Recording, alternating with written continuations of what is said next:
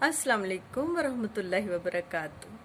मेरे प्यारे हमवतनों, उम्मीद करती हूँ आप जहाँ भी होंगे अल्लाह ताला के फजलो करम से खैरियत से होंगे और अपनी फैमिलीज़ के साथ अपने अपने कंफर्ट जोन में अल्लाह ताला की रहमतों और नेमतों के सदके पाकिस्तान के लिए भी दिल की गहराइयों से दुआ गो होंगे कि अल्लाह ताला हमारे वतन को सलामत रखे, हमारे वतन की मिट्टी में ऐसी ही सूंधी खुशबू बसी रहे।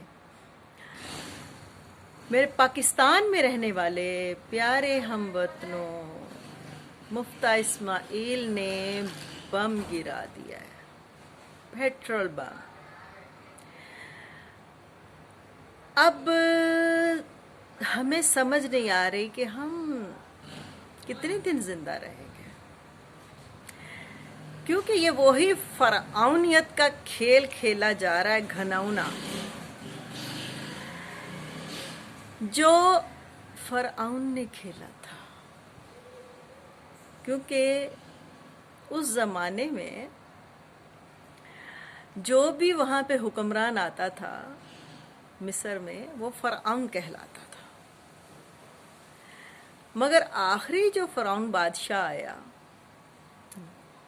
जिनके लिए हज़रत मूसा को उतारा गया, अल्लाह ताला ने हज़रत मूसा को पैदा किया, भेजा, वो तबाह हो गया, बुरे तरीके से तबाह हो गया, क्योंकि उसने अवाम की रोटी छीन ली थी और वो दिन रात मेहनत लेता था अवाम से, और अवाम को रोटी वो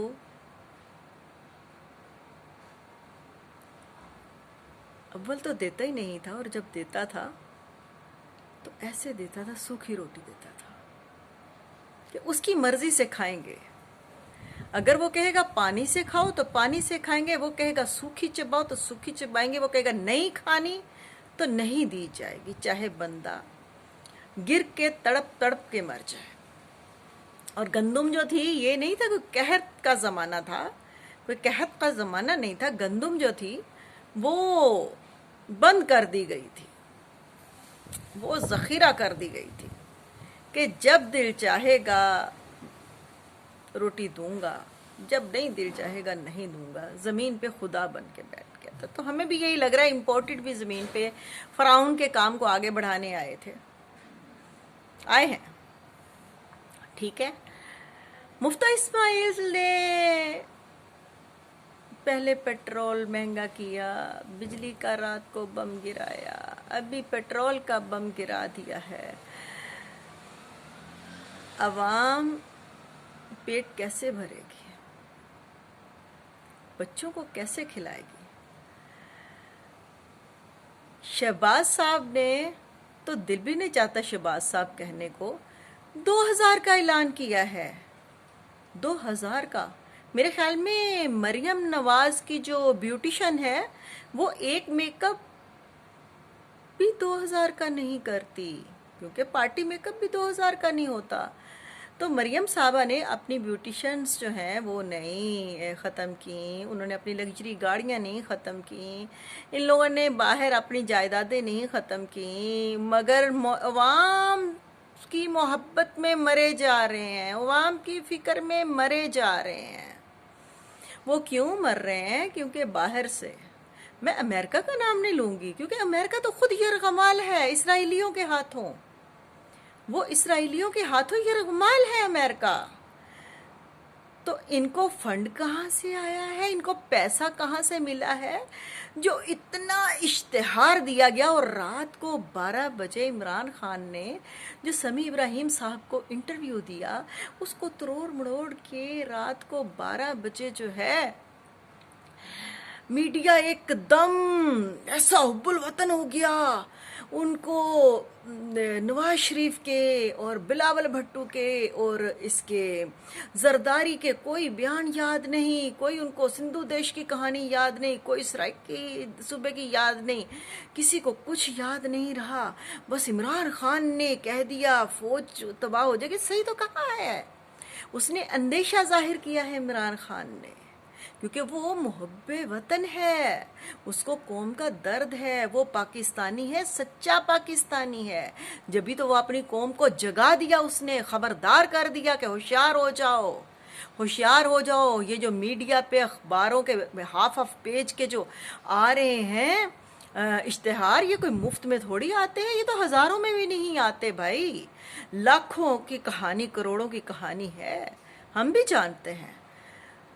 تو بات یہ ہے کہ پیٹرول کا بم گر گیا، صبح عوام نکلے گی دھکے کھاتی ہوئی، بچوں کی روٹی کی فکر کرے گی، رات کو آ کے سو جائے گی، پھر صبح نکلے گی، کماتی جائے گی، ان کی پاکٹس بھرتی جائے گی. آخر کیا ہوگا؟ خانہ جنگی سٹارٹ ہو جائے گی، لوٹ مار شروع ہو جائے گی. ایسا ہی ہوگا. ان کے نہ میک اپ ان کے امپورٹنٹ ختم ہوں گے، نہ ان کی امپورٹنٹ گاڑیاں ختم ہوں گی، نہ ان کی امپورٹنٹ رہائش گاہیں ختم ہوں گی. نہیں، صرف عوام جو ہے ان کے جوتے کے نیچے چونٹی کی طرح مسلی جانی چاہیے. تو پاکستانیوں، مفتہ اسماعیل نے پیٹرول کا جو بم گرایا ہے وہ یا تو سہ لو اور پھر آگے دیکھنا.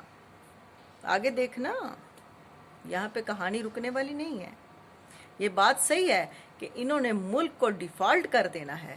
ایک بات میں یہاں جاتے جاتے کہتی چلوں کہ کسی زمانے میں 2005 6 7 کی بات ہے، ہم اس وقت ینگ ہوتے تھے، بچے ہوتے تھے، مگر جوش ایسے ہی تھا اپنے پاکستان کے لیے.